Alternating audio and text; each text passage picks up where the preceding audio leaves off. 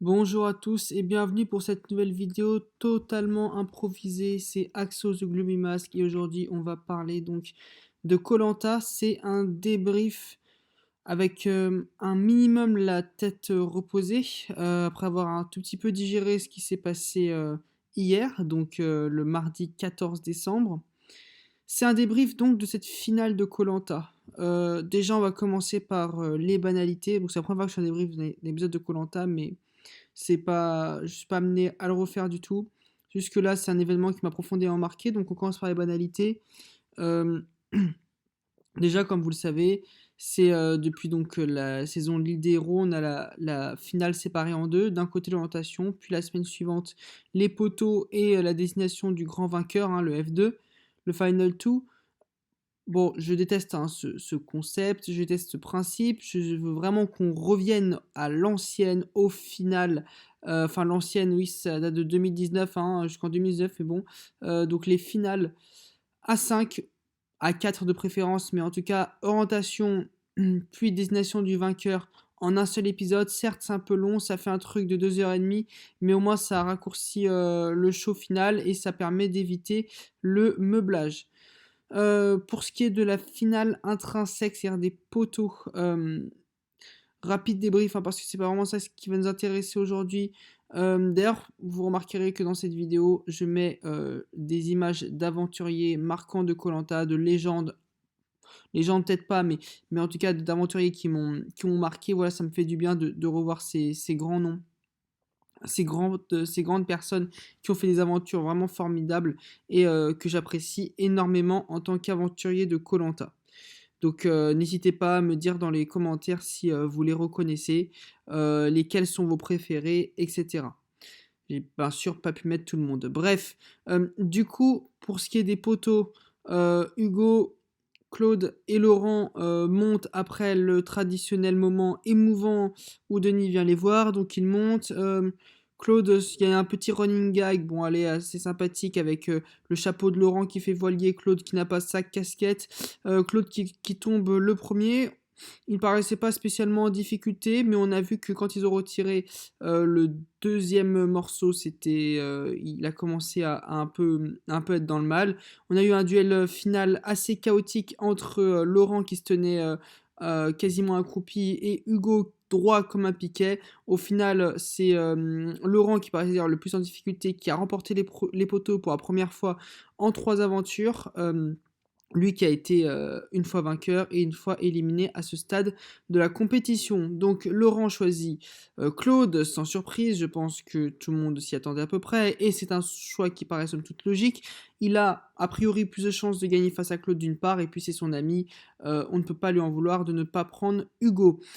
Hugo comprend parfaitement ses décisions, il est éliminé au poteau, et Claude donc remercie Laurent, est très touché, il est content, ils vont être entre potes en finale, voilà, ça va être les deux bons amis qui vont se retrouver en finale. Pour ce qui est de cette finale, je suis déçu parce que moi, ce qui me déçoit dans cette saison un petit peu, hein, c'est que voilà, les aventuriers, les grands noms, les aventuriers qu'on a l'habitude de voir aller loin, et bah ils sont encore une fois allés loin. La preuve, c'est que dans les 5 derniers, aucun ne s'est jamais fait durant ses aventures précédentes éliminé avant l'orientation. Donc c'est, je trouve, un peu décevant de ce point de vue-là. Donc encore du Claude, encore du Laurent, voilà, on en rebouffe à foison. Mais bon, c'est comme ça, ils ont bien joué et ils méritent tout à fait leur place en finale. Je n'en doute pas. Cependant, ils sont allés donc au jury final. Jury final, c'est un moment où généralement on est censé avoir un peu de drama, un peu de trucs comme ça. En 2010 notamment, c'était assez tendu au Vietnam. Mais donc là, on a le traditionnel accueil, donc d'abord des éliminés à l'orientation, quelques petites retrouvailles avec Namadia et Jade plutôt sympathiques. Donc ensuite, on a Hugo qui arrive, tout le monde complètement choqué, complètement triste. Et oui, hein, et oui, comme d'habitude, le favori du public et généralement du jury final qui se fait éliminer au poteau, ça arrive environ 3 fois sur 4, hein, donc je ne vais pas énumérer la liste des aventuriers favoris éliminés au poteau, en l'occurrence Raphaël, Mohamed, entre guillemets Jonathan, Claude en 2020, etc. Mais ça arrive régulièrement, donc Hugo ne déroge pas à la règle et c'est en somme logique. Et puis on a les 2 finalistes, qui sont bien accueillis chaleureusement, c'est pas froid, voilà, pas seulement de trucs à régler hormis Kumba qui a un petit peu une dent contre Laurent et Claude et Laurent, reçoivent des compliments à foison, un peu moins que Hugo parce que Hugo, ouh là, ça y est allez, hein, ils ont bien ciré les pompes mais Claude et Laurent, tout le monde félicite leur aventure, tout le monde, met en avant la bonne humeur, de Laurent, avec un petit moment, encore une fois, il reparle de ce pourquoi il veut rendre les gens heureux, et Claude de la légende qu'il est, et qu'encore une fois, il est vraiment super super fort. Donc voilà, un moment assez sympathique, même si, en fait, il n'y a que certains aventuriers qui ont parlé. Kumba, Namadia ont beaucoup parlé, un peu Phil, un peu Jade, un petit peu Alix, mais on n'a pas trop entendu Sam, on n'a pas trop entendu Loïc, on n'a pas trop entendu Alexandra, très peu Christelle, etc. Puis arrive le moment tant attendu, personnellement que j'attendais le plus, étant donné que j'étais absolument pas hypé par cette finale, par ce F3. Ça ne m'intéressait pas vraiment parce que je me suis dit, bon, c'est soit Claude qui gagne, le truc tout à fait prévisible, soit un mec qui a déjà gagné koh ce qui me fait un peu chier parce que d'une part, je trouve pas ça très drôle quand personne gagne 2 fois koh et d'autre part, je préfère que le record de Clémence soit conservé et que Clémence soit la seule à avoir gagné koh tout jamais 2 fois. Bref, cependant, j'étais un peu impatient à cause de cette fameuse affaire de triche. Et donc, qu'est-ce qu'ils allaient faire pendant cette finale? On a eu des spéculations, on a vu que ça a été enregistré, et donc on s'est douté qu'il se passait quelque chose de bizarre. En effet, t'arrives à la finale, et là, donc déjà, premier truc qui va pas, tous les candidats arrivent en même temps, quasiment, enfin la queue leu à peu près dans l'ordre d'élimination, jusqu'aux 3 finalistes, et Hugo en dernier. Donc déjà, c'est absolument pas symbolique, parce qu'Hugo a été éliminé avant Claude et Laurent, dois-je le rappeler. Et puis là, ambiance particulièrement étrange, je trouve. Donc absence de public, bien évidemment. Donc bah, quand il n'y a pas trop de public, ça faisait pas forcément une bonne ambiance, tu vois. Et je sentais Denis un petit peu bizarre, un petit peu pas spécialement tendre. Et comme on sentait bien évidemment qu'il y avait un truc, et on l'a su très vite d'ailleurs officiellement parce que Denis a dit que ça serait pas une soirée comme les autres. Et puis là, ça a été pour moi la pire finale, enfin le pire show final, pour un fan de koh en tant que fan de koh, mais j'ai absolument souffert. Donc déjà, je sais pas, quand tu suis l'émission de A à Z, c'est très très très très chiant les moments où on revoit les anciens épisodes, enfin voilà, les anciennes performances et tout, parce que oui, ok, on l'a déjà vu, on le voit à chaque fois en début de l'épisode suivant et tout, enfin, on les voit dans les génériques, donc c'est des moments un peu pénibles. Et puis après, c'est allé un petit coup de cirage de pompe pour Hugo. Donc ça, c'était du meublage, du meublage. L'avis de certains candidats, là encore une fois, pas spécialement intéressant. J'ai pas relevé de choses particulièrement drôles, particulièrement pertinentes qui ont été dites. Et puis, catastrophe, catastrophe. Bon, on a appris que Cindy était enceinte, d'accord, donc comme en 2019, lorsqu'elle a fait sa finale, Cindy, qui est une aventurière que j'apprécie tout particulièrement, et que je suis très déçu d'avoir eu partir assez vite cette aventure-ci. Et voilà, elle n'était pas au niveau, blablabla et tout. Ils en ont pas fait des tonnes sur l'Alliance des filles, ça heureusement, parce que ça m'aurait vraiment fait péter un câble. Le fait que l'Alliance des filles est ratée et tout, bon, je trouve ça, cette histoire n'a absolument aucun sens. Donc je suis content qu'ils en aient pas reparlé, qu'ils en aient pas remis une couche. Et puis donc le moment catastrophique pour moi, ça a été quand donc deux choses là, ça a été coup sur coup. Denis, donc déjà, on nous balance un truc des 20 ans, vous savez, spécial 20 ans. Ah, les 20 ans de koh en 5 minutes. Et moi, je pensais qu'ils allaient faire un minimum d'efforts, qu'ils allaient pour une fois ne pas nous chier à la gueule, nous respecter en tant que fans. Et ben non. Donc, on nous fout un espèce de truc complètement générique où on voit juste des images qui représentent, entre guillemets, les valeurs de koh la trahison, l'amitié, les difficultés de l'aventure et tout et tout. Oui, je suis peut-être naïf, mais je pensais que quand ils allaient nous mettre ça, ils allaient nous foutre un petit peu un truc genre 2001, c'était la saison où il n'y avait pas Denis Brognard. 2002, Amel fait le record sur les poteaux. 2003, le trio Moussa Moundir, Tony, nanana. 2004, bon, ils auraient peut-être pas parlé de Raphaël, mais un tout petit peu sur chaque saison, quand une espèce de petite rétrospective par saison. Je pensais qu'ils allaient nous faire ça. Malheureusement, ça n'a pas été le cas. Alors, je sais que déjà pour montrer les images de candidats, c'est assez compliqué parce qu'il y a des droits d'images qui ne sont pas renouvelés. C'est pour ça qu'on voit certains candidats floutés. Mais quand dans cette espèce de résumé des 20 ans de koh qui est complètement brouillon, mal structuré et absolument ignoble, truc de juste pour que les Koh-Lantiques reconnaissent Bertrand Kamal ou je ne sais quoi, bah en fait on nous montre 3 fois Julie. Quand on nous montre 3 fois Julie, je me dis qu'il y a un moment où les mecs, s'il vous plaît, respectez-nous, montrez-nous des vraies légendes et faites un truc un minimum propre. En 5 minutes, c'était vraiment, vraiment pas dur. Bref, mais encore une fois, ALP ne respecte pas ses fans. Alors là, quand Denis Brognard, il a dit oui, alors, Candice, vous êtes une fan de koh Loïc aussi, vous regardez depuis que vous avez quel âge koh donc il sort koh a été. Donc, apparemment, Loïc est né en 1999 et qui regarde koh depuis qu'il a 6 ans. Et là, Denis Brognard dit quel est donc votre premier souvenir de koh la première saison que vous avez regardée, le premier vainqueur dont vous vous souvenez. Donc Loïc cherche dans sa mémoire, il ne trouve pas, et puis il sort Laurent. Laurent, c'était en 2014. En 2014, donc ne dis pas que tu suis koh depuis que t'as 6 ans, ne dis pas que tu suis koh depuis koh Panama, tu suis depuis 2014. Alors tu te souviens depuis 2014, mais moi aussi, je suis que depuis 2014, depuis que je suis en CM2.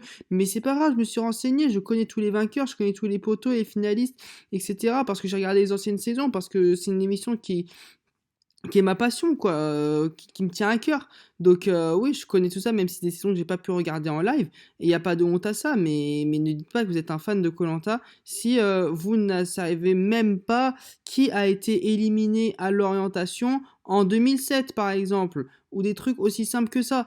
Bon, bref. Ou alors, vous n'êtes pas un fan de koh et c'est tout à votre honneur, vous avez le droit juste d'apprécier l'émission, mais vous ne vous déclarez pas fan, il n'y a pas de souci à ça. Mais quand on sort, oh, c'est un fan de koh absolu et tout, comme ça, mais etc., mais que, oula, oui, bon, c'est de la mémoire, hein, faut s'en souvenir des trucs. Bah non, Stéphane, tu t'en souviens, point barre.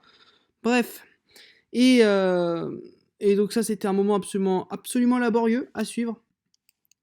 Et enfin, ouais, j'ai fait un débrief vite fait, hein, je veux vraiment pas m'attarder là-dessus. Et puis on a eu donc, bon, on s'y attendait, hein, c'était gros, gros comme une montagne. Je savais, mais entendre Denis Brognard le dire lui-même, vous voyez, ça m'a vraiment fait mal. Donc le dépouillement est annulé. Le dépouillement est annulé. Il n'y aura donc pas de vainqueur cette saison. En raison des soupçons de triche, on ne désigne pas de candidat. Je peux comprendre cette décision de la prod de ne pas désigner de candidat, mais il a précisé qu'il y avait donc un petit groupe de candidats qui avaient mangé, etc., qui avaient triché, qui avaient fait atteinte au code d'honneur de KL. Mais ne pas désigner de pas donner de nom de candidat, bon, bien évidemment, sur un plateau comme ça, c'est normal qu'ils le fassent pas. Ils vont pas foutre genre, comment dire, une grosse caméra, un gros plan comme ça sur Laurent et tout. Mais du coup, ça fait qu'on met un peu tout le monde dans le même sac, quoi, même les innocents. Ça, c'est dommage. J'espère que les noms vont sortir tôt ou tard à titre personnel. Mais bon. Et donc, il n'y aura pas de vainqueur à cette saison. Alors, ça veut dire qu'en gros, on a plus. En fait, avant, on avait 2 vainqueurs de plus que le nombre de saisons. À cause des doubles vainqueurs, maintenant, on n'a plus qu'un vainqueur de plus par nombre de saisons. Puisqu'il y a une saison où il n'y a pas eu de vainqueur. Donc 2 saisons avec 2 vainqueurs et une saison sans vainqueur, ça fait plus de vainqueurs quand même que des saisons. Bref. Et donc pas de dépouillement, mais alors c'était super bizarre. Déjà, on voyait que les finalistes étaient très peu démarqués du reste des aventuriers.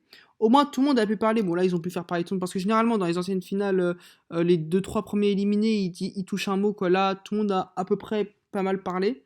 Euh, mais du coup, bon, bah, Claude et Laurent n'étaient pas seulement démarqués et aucun des deux ne sera vainqueur. En fait, tous les aventuriers auront été éliminés dans ce koh la légende, officiellement. Et on apprend qu'un huissier de justice a donc invalidé les votes.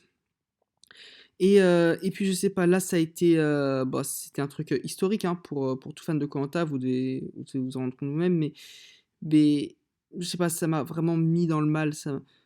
J'en veux pas. Enfin, bien sûr, je suis déçu de cette triche, déçu des aventuriers qui ont triché, mais c'est koh la légende, donc déjà toute cette symbolique des 20 ans. Et puis on se rend compte que voilà, il n'y aura pas de vainqueur. Il y aura aucun aventurier qui a gagné cette saison est nul dans le sens, pas nul pourri, mais je veux dire dans le sens où il n'y a rien à la fin. Alors très beau geste de la part de la production qui a reversé 100 000 euros à l'association de lutte contre le cancer qui s'appelle Pour Bertrand Kamal, je crois. Donc très, très beau geste pour cela, même si moi je m'en ficherais des 100 000 euros. J'étais à koh. Moi tout ce que je veux, c'est le titre, savoir qui gagne, qui est l'ultime aventurier, c'est ça le but. Et, et donc, pour la troisième fois de l'histoire, on n'aura pas un seul survivant. On a eu 2 fois 2 survivants et 1 fois 0. Et vraiment, vraiment attristé par ça. Et puis en fait, plus je. Enfin, quand Denis Brunner dit ça, j'ai eu des espèces d'images, genre limite, des images, comment dire, horribles, quoi, de la peur en quelque sorte, des visions d'horreur genre, je sais pas, de Claude qui boit une gorgée d'une boisson gazeuse, de Phil qui mange, genre, j'ai eu des espèces d'images comme ça, et c'est vrai que ça m'a fait très bizarre, et je peux comprendre en somme cette décision d'annuler le vainqueur, mais bon, ça a été un peu malaisant quand même, je trouve, cette finale. Ça me fait très très mal en tant que viewer, quoi, en tant que fan surtout. Au final, cette saison j'ai été hypé de malade avant, parce que je voulais absolument voir la saison La Légende, c'est normal, je pense. Et en fin de compte, ça a été, comment dire, un calvaire pour moi en tant qu'énorme fan de koh, parce que au final, bon, les aventuriers que je voulais ne sont pas allés loin, et puis il n'y a pas eu de vainqueur, quoi, et il y a eu une triche, la plus grosse triche de l'histoire de koh. Genre, avant c'était 2002, maintenant on parlera de 2021. Et ils ont bouffé comme ça dans le dos de la prod et tout, mais ouah, je trouve ça vraiment triste, morose, maussade, et laisser tous ces aventuriers-là, parce que je pense que les 3 quarts ne reviendront plus jamais dans koh, et c'est tous ces aventuriers-là sur cette image, sur ce truc-là comme ça, de triche, ça m'a vraiment rendu très, très, très, très triste. Voilà, voilà. C'est à peu près tout ce que j'avais à dire pour cette finale. J'espère que vous allez bien quand même après. Ouais, et koh n'est qu'un jeu, encore une fois, ils l'ont répété, hein, on va pas se prendre la tête là-dessus, mais voilà, quand on a particulièrement de l'application, c'est vrai que ça pique un peu. Mais j'espère que vous êtes quand même pas trop déçus. J'aimerais bien qu'il y ait quand même la prochaine saison que en août prochain. Mais bon, je pense qu'on va se la taper en février. J'ai envie quand même de faire une petite pause, voilà, vite fait avec l'émission. Mais bon, il y aura une saison en février, je vais la regarder, hein, quoi qu'il arrive. Sur ce, écoutez, donnez-moi votre avis dans les commentaires sur la finale, sur ce que vous en avez pensé, sur votre ressenti personnel surtout, sur comment vous avez été devant votre télévision, et puis qu'est-ce que vous avez ressenti quand vous avez vu ce dépouillement avec le 9 voix pour Claude, qui aurait désigné Claude vainqueur, cette espèce de malédiction comme ça, contre Claude. Comment est-ce que vous auriez été, enfin, comment vous avez été, pardon, tout simplement, lorsque moi j'ai vraiment ressenti quelque chose d'extrêmement fort, et de vraiment, vraiment bouleversant, mais ce n'était pas du tout une émotion positive. Je vous donne rendez-vous très très très bientôt sur la chaîne de Pixix, pour un gros débrief, un gros bilan général de la saison avec un abonné, dont je ne dis pas le nom pour l'instant, peut-être que vous le connaissez via les commentaires, et on se retrouve donc très bientôt pour cette grosse vidéo. Vraiment hâte de la tourner, et vraiment hâte d'avoir vos retours à vous aussi. Sur ce, profitez bien de la fin de semaine, et ciao, et à bientôt aussi pour une nouvelle vidéo sur l'Eurovision Junior. Bye bye.